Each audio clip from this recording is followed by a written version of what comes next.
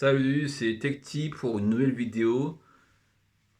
Vous savez que vous réalisez des actions répétitives sur votre ordinateur. Par exemple, vous créez des onglets manuellement, vous créez des nouveaux fichiers, vous sauvegardez manuellement les fichiers.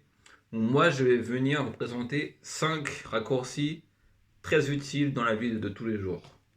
Le premier raccourci, CTRL F. CTRL F permet de pouvoir chercher avec un mot-clé parmi plusieurs fichiers ou parmi plusieurs éléments d'une page web. Comment cela se passe? En appuyant sur CTRL F, une fenêtre va s'afficher en haut de votre écran et vous pouvez directement écrire les mots-clés qui vous intéressent. Sur Mac, c'est pareil. Il suffit juste d'utiliser commande ou pomme, donc le logo Apple, à la place de contrôle. Deuxième raccourci, CTRL Maj Z.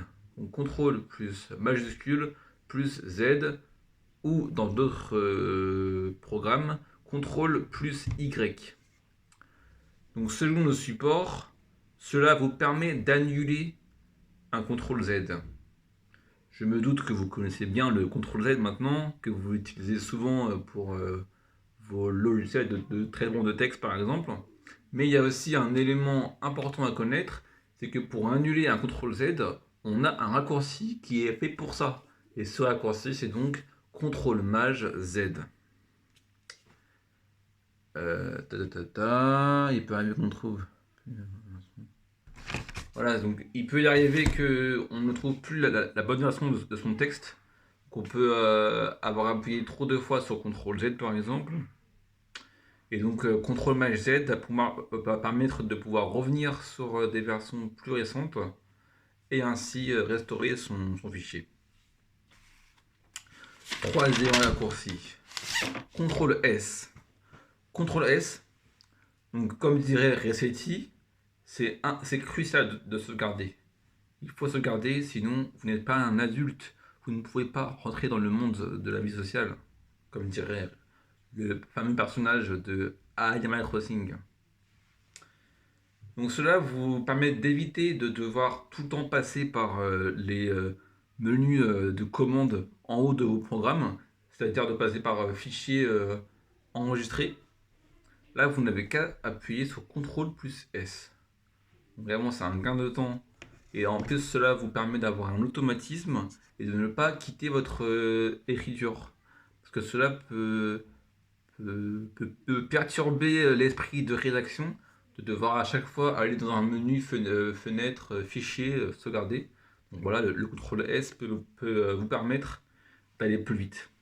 D'aller plus vite et de vous faciliter la vie également.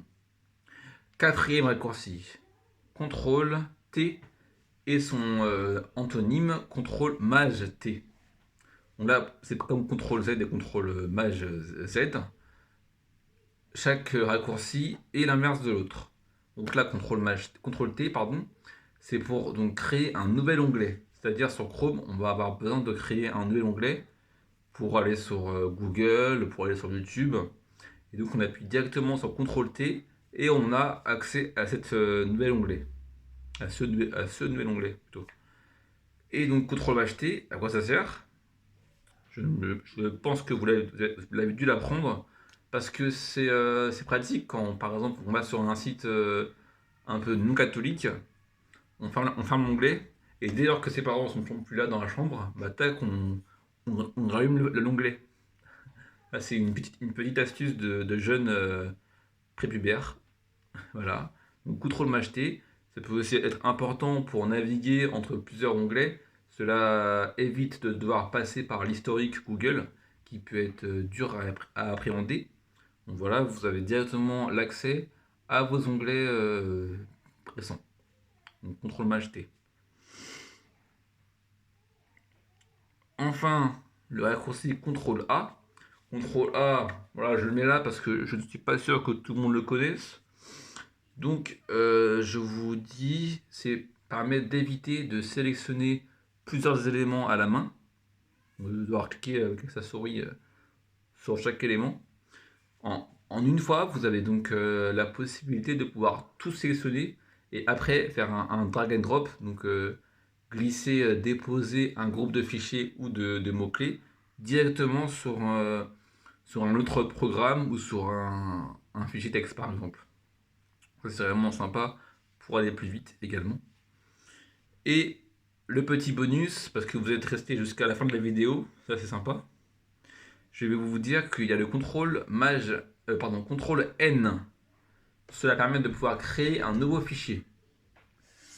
Donc, au lieu de devoir aller en plus dans fichier nouveau et de dire que c'est quel fichier qu'on veut créer par exemple, bah, vous n'avez qu'à cliquer sur CTRL N et vous pouvez directement créer un dossier ou alors sur Mac, par exemple, ça peut être créer un nouvel explorateur de fichiers ou sur Word, créer un nouveau Word. Voilà, donc en fait, ça va dépendre aussi de là où est votre souris. Mais si la souris est sur un dossier, sur Windows, cela me permet de pouvoir créer un nouveau dossier. Voilà. Après, sur chaque OS, ça a des différentes utilités. Mais c'est vraiment intéressant pour aller plus vite, également pour booster sa productivité.